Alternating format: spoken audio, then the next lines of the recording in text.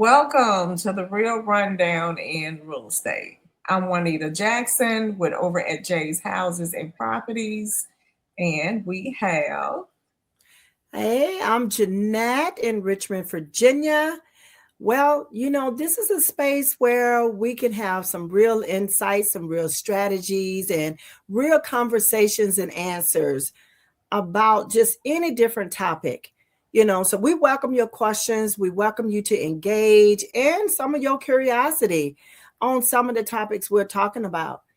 And, Juanita, today we're going to talk about if a person passes away in a home, what do you do about that?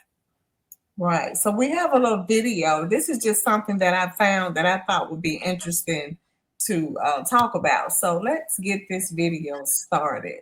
We just we're gonna talk, listen to some parts, skip some parts, and stop and talk about it. What you think, Jeanette? Yeah, that'd be great.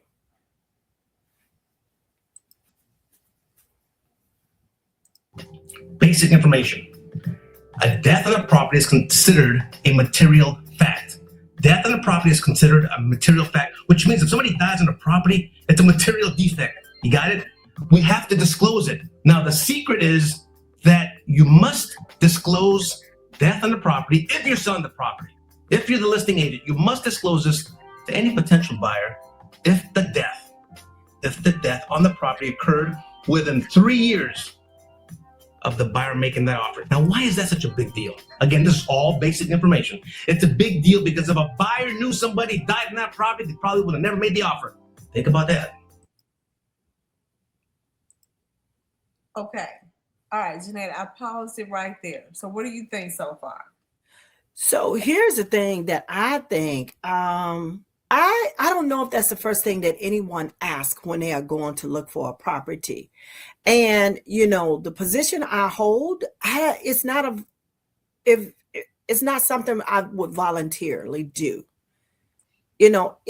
And I hear what this gentleman is saying, and I just think every state have different laws. I was just getting ready to say that. And I think this guy is in the state of California, so there is different laws for different states. So, right. So I kind of wanted to that's why I stopped it, because I kind of wanted to address that.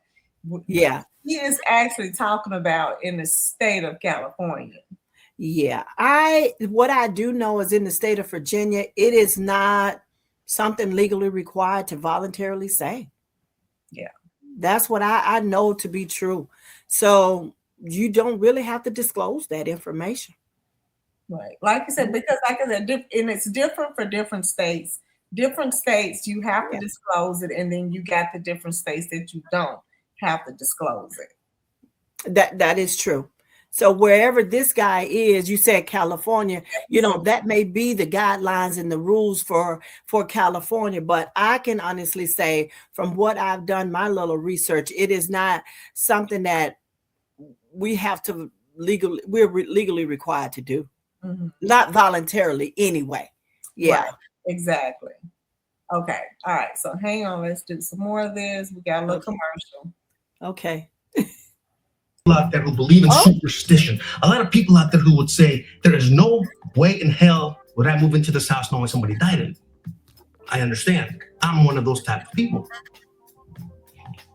There's no way I would move into a house knowing somebody died in it. If you were to tell me, Mr. Rico, this house you made an offer on, which I love, it's got a pool, it's huge, it's got exact square footage that I've been looking for, great schools nearby, but someone's died in it last year.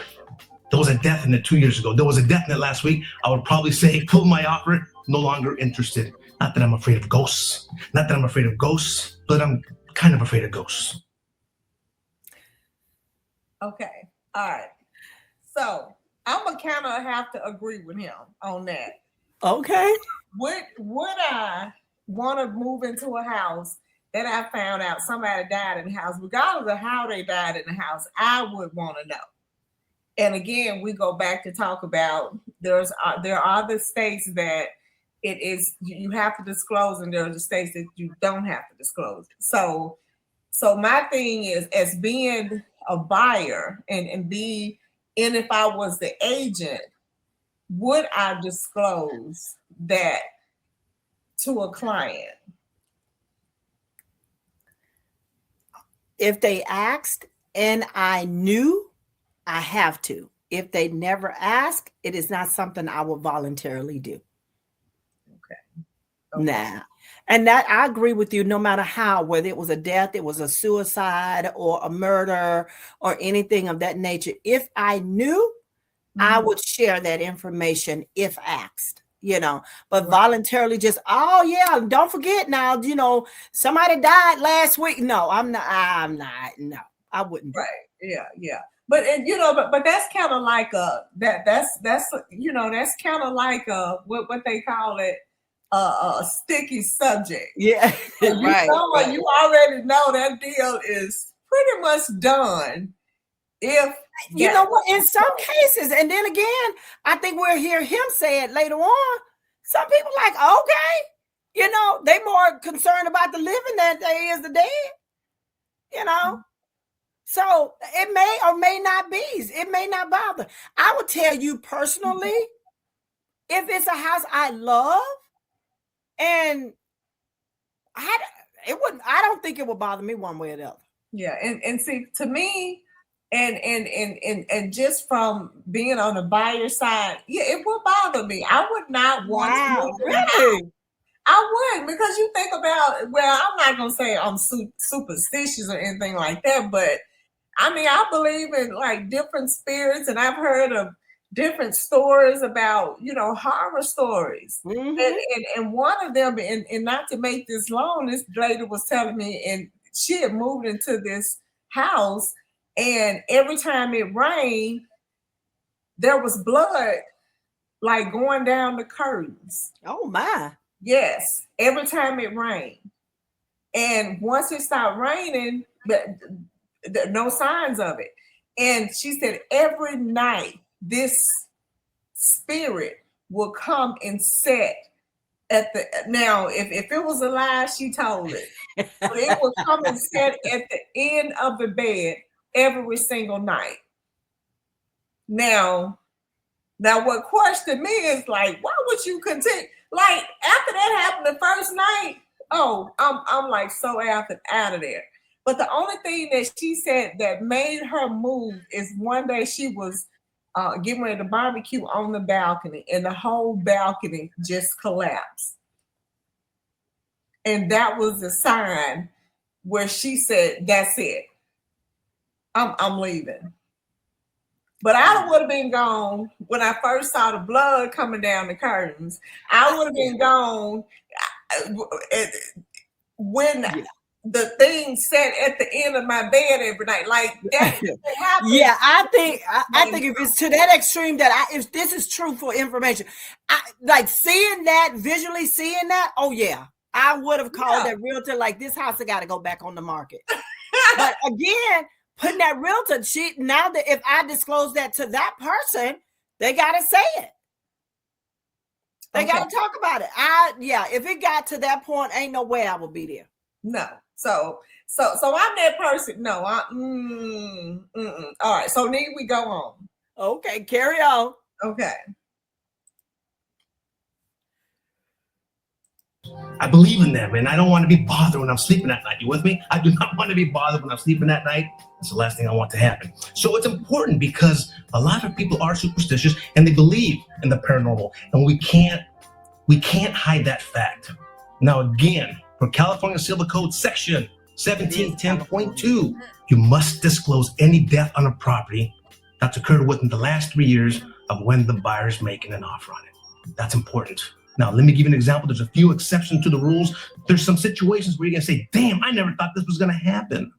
What do I do?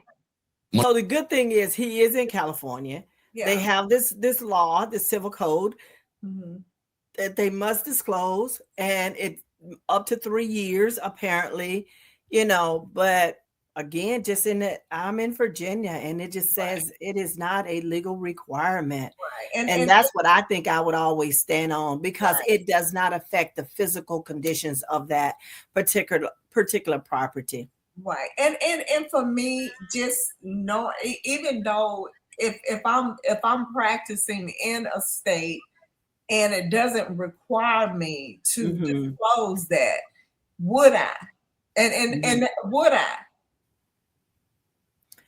And Well, it's not laws. This is morals. This is right. But if a person asks you and you're in that capacity of, you know, selling them, if you're in that realtor role and you have a client that asks, you got to answer truthfully. You have to. You have to answer truthfully. And that may mean you've lost that deal, or y'all gonna keep looking, or whatever the case may be. But I can only say in Virginia, if you're in a realtor's role and that client asks you outright, you must answer truthfully. right. Yeah. So Okay. either you pray they don't ask. so what we can do, you know, just so Jeanette, that we don't have the video to be too long this time, we are going to continue this Okay. conversation. So we may be on this for a while. So Okay. anyway, we do appreciate y'all. Thank y'all for watching the Real Rundown in Real Estate. I'm Juanita Jackson with over at Jay's Houses and Properties. And I am Jeanette in Richmond, Virginia. all right, until next week.